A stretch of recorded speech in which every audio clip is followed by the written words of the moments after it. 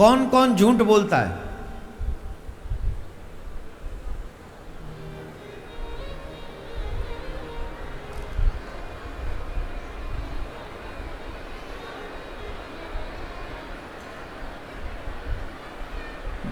हाथ उठाओ जो लोग झूठ बोलते हैं, ऊंचा करो, ऊंचा,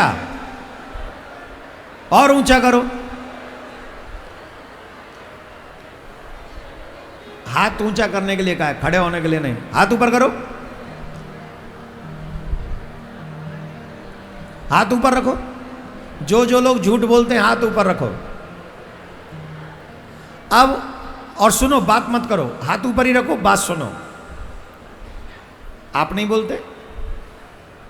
जिनके हाथ नीचे हम समझेंगे वो झूठ नहीं बोलते, पर डरना क्यों? झूठ बोलने से पाप की वृद्धि होती है और हमारे पुण्यों का नाश होता है। जो भी आप व्रत करते हैं, भजन करते हैं, तीर्थ करते हैं, दान करते हैं, पुण्य करते हैं, हाथ ऊपर रखो, मेरा भी ऊपर ही है। सुनिए ना इस बात को। आप जब झूठ बोलते हैं तो आपके दान का, सुकृत का, तीर्थ का, परिक्रमा का, ये जो भी पुण्य है उनका फल कमजोर पड़ जाता है और उसके जिम्मेदार कोई और नहीं, हम हैं। अब करो नीचे। उसका दायित्व तो हमारे ऊपर है। काहे को? क्योंकि हमने असत्य बोलकर उस पुण्य के प्रभाव को कम कर दिया। सबसे बड़ा धर्म है सत्य बोलना। हम सत्य बोलेंगे तो धर्म की वृद्धि होगी और हम असत्य बोलेंगे तो अधर्म की वृद्धि होगी। आज इस कथा मंडप में बैठकर रामनवमी के दिन प्रत्येक सनातनी को यह संकल्प लेना चाहिए, जब तक कठिन विपत्ति नहीं आएगी तब तक हम असत्य नहीं बोलेंगे। हम जीवन में पुण्य की वृद्धि करेंगे, पाप की वृद्धि नहीं करेंगे।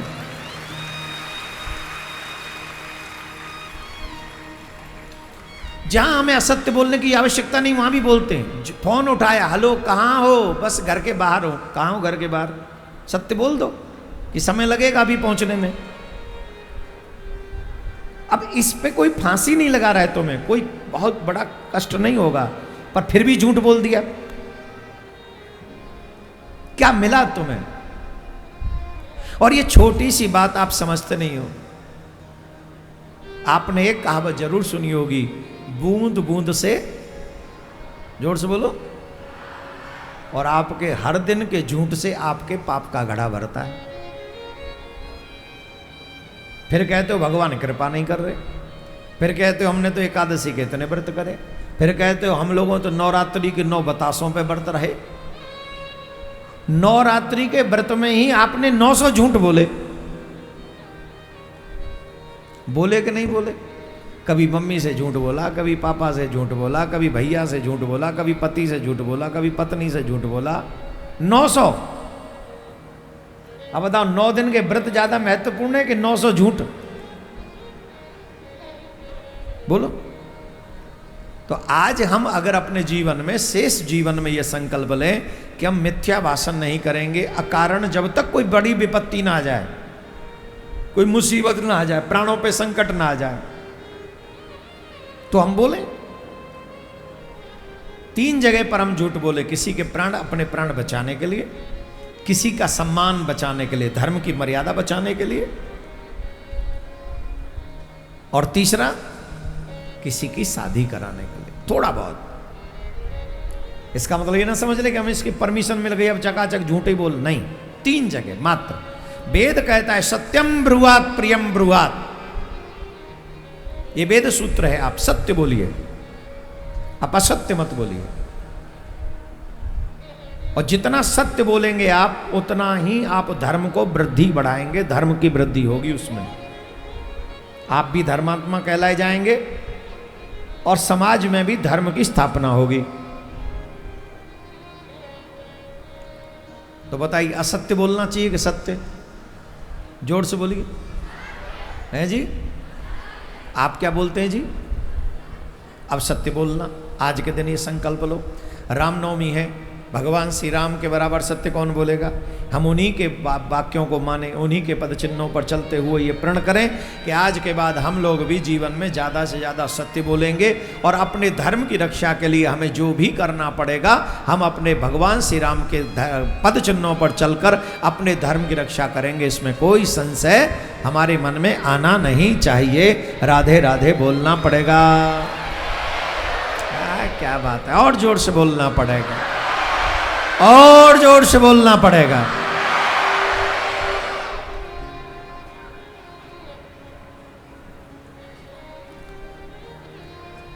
भगवान श्री कृष्ण भी धर्म की स्थापना के लिए मथुरा से रण छोड़कर भाग गए। मथुरा से रण क्यों छोड़ा? जब श्री कृष्ण ने 17 बार जरासंध को परास्त कर दिया था तो 18वीं बार जरासंध ने ब्राह्मणों को बंदी बनाया और ब्राह्मणों से कहा कि तुम मेरी विजय के लिए यज्ञ करो, अगर मेरी विजय नहीं हुई तो मैं तुम सबको मृत्यु दंड दूंगा। अब ब्राह्मण मृत्यु के भय के कारण यज्ञ करने लगे और यज्ञ होता है वेद मंत्रों से, और वेद साक्षात भगवान है, वेद साक्षात भगवान है। और ब्राह्मण देवता वेद मंत्रों से यज्ञ कर रहे हैं, किसके लिए? जरासंध की विजय के लिए। अगर जरासंध की विजय नहीं हुई तो वेद मंत्र झूठे हो जाएंगे, होंगे कि नहीं? और वेद मंत्र झूठे हो गए तो भी अधर्म है। इसलिए हम बच्चों से कहते हैं पहले अपने धर्म को जानने का प्रयास करो। जब आप अपने धर्म को जान लोगे, उनके रीजन्स जान लोगे, उनके कारण जान लोगे, उनके संदर्भ को जान लोगे, उनकी गहराई को जान लोगे, आपको किसी को नहीं कहना पड़ेगा कि तुम ठाकुर जी से प्यार करो, तुम्हें स्वतः ही प्यार हो जाएगा ठाकुर जी से। तुम्हें बोलना नहीं पड़ेगा किसी को। अभी तो मम्मी पापा कहते भजन करो भजन करो, ले भजन करें कि पढ़ाई करें, अभी मन नहीं लगता भजन में। लेकिन जब थोड़ा भी धर्म को जान लोगे तो सच मानिए तुम्हें अपने आप ठाकुर जी से प्यार हो जाएगा। तब तुम ठाकुर जी का भजन किए बिना नहीं रह सकोगे। जिस दिन प्यार हो गया गोविंद से, अभी तो संसार से प्यार है इसलिए ठाकुर जी की तरफ ध्यान जाता नहीं। अब आप ही देख लो ना, किसी लड़की की किसी लड़के से जब आपको प्यार हो जाता है तो माँ बाप कितना समझाते हैं आपको, पर कहाँ समझ में आती है आपको? आती है? बच्चे जवाब दें, लड़के ही जवाब देते हैं, समझ में आती? टेलीफोन भी तकिया के नीचे लगा के रख के सोते हैं। पता नहीं रात को कॉल आ गया तो क्या होगा, कहीं मिस ना हो जाए कॉल। इतना अटैचमेंट। और वही हाड़मास का पुतला चिता में जल जाए जिससे तुम प्यार करते हो, वो चिता में जल जाए और उसकी राख लाई जाए और कहे अब कर इससे कॉल, अब कर इससे प्यार, कर पाओगे? तब नहीं कर पाओगे ना। तो प्यार उससे नहीं था, उसके ऊपरी बॉडी के लुकआउट से था। चाहे वो लड़की हो या लड़का, उसके आंखें अच्छी है, नाक अच्छी है, वो टेल डोल अच्छा है, उससे प्यार था। वो तो अभी भी वहां राग के रूप में, करो ना प्यार, नहीं कर पाओगे। और मेरे ठाकुर जी हैं सच्चिदानंद, वो हर दिन नूतन है, तुम सोच नहीं सकते। तुम्हारी जवानी, तुम्हारा रूप तो घटता बढ़ता है, उनका सौंदर्य कभी घटता नहीं है। जितनी बार देखोगे उतना सौंदर्य उनका बढ़ता हुआ नजर आएगा, उतना ही बढ़ता हुआ नजर आएगा। एक बार प्यार करके तो देखो उनसे।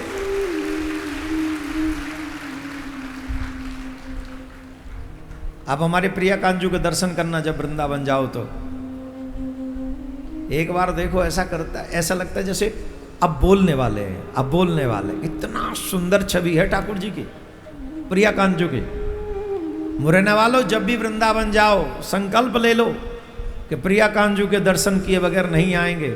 हम आपको विश्वास दिलाते हैं, जो मांगोगे सो प्रिया कांजू आपको देते चले जाएंगे। बस मांगने में तुम्हारी श्रद्धा होनी चाहिए। अरे साल में 2 प्रोग्राम होते हैं, एक श्रावण में और एक होली पे। मन बना लो कि संसार छोड़ के 2 हफ्ते वृंदावन में ही रहा करेंगे प्रिया कांजू के यहाँ। प्रेम करो रे, कुछ नहीं रखा। और घर वाले न जाने दे तो डांटो उनको, कह दो ए पिया कान खोल के बात मेरी सुन ले रे पिया, मेरी सुन ले रसिया, मैं तो वृंदावन जाऊं। कान खोल के बात मेरी सुन ले रे पिया, मेरी सुन ले रसिया, मैं तो वृंदावन जाऊं। कान खोल के बात मेरी सुन ले रे पिया, मेरी सुन ले रसिया, मैं तो वृंदावन जाऊं। कान खोल के बात मेरी सुन ले रे पिया, मेरी सुन ले रसिया, मैं तो वृंदावन जाऊं।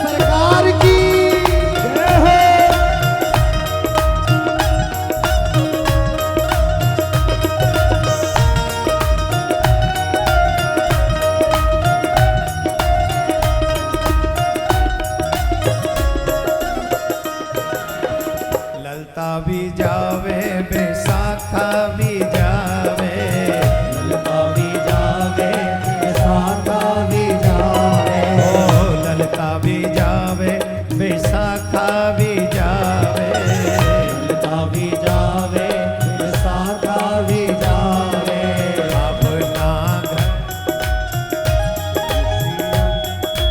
अब ना घर रहो जाए रे पिया, रहो जाए रसिया, मैं तो वृंदावन जाऊंगी। अब ना घर रहो जाए रे पिया, रहो जाए रसिया, मैं तो वृंदावन जाऊंगी।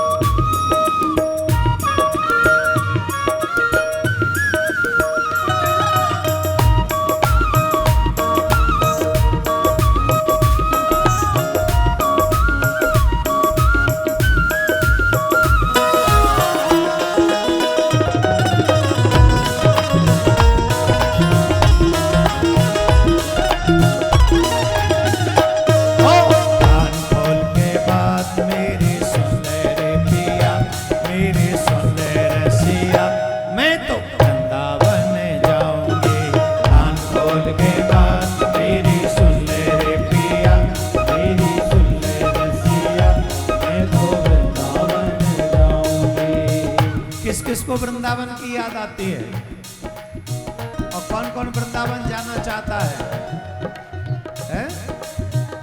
हर पूर्णिमा पे वृंदावन जाया करो, प्रिया कांजू के आगे दीपक जलाया करो, जो मांगोगे सो मिल जाएगा, अगर कुछ नहीं मांगोगे तो मोहन ही मिल जाएगा। श्री राधे। अरे ये सब घर में से कोई जा रहा है? बोले हाँ जा रहा है। कौन? हाँ जेठ भी जावे, जेठानी भी जावे, जेठ भी जावे, जेठानी भी जावे, देवर भी जावे, देवरानी भी जावे, जेठ भी जावे, जेठानी भी जावे, जी मेरो लल जाए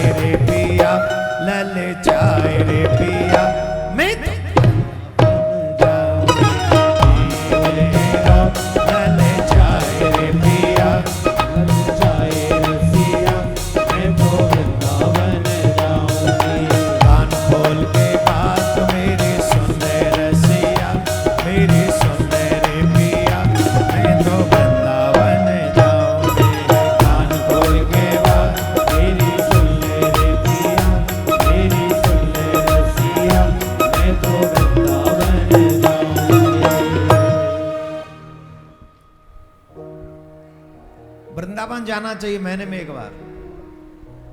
और पूर्णिमा सबसे सुंदर दिवस है, प्रिया कांजू का कीर्तन भी होता है। रात्रि वहीं विश्राम करो, प्रसाद पाओ, कीर्तन करो, हरि के नाम का जाप करो, दीपक जलाओ। कुछ नहीं मांगा तो प्रियतम ही मिल जाएंगे, यही सच है। धर्म विरुद्ध अगर वेद मंत्र सच नहीं होंगे तो धर्म का ह्रास होगा। उधर ब्राह्मणों की हत्या हुई तो भी धर्म ह्रास होगा।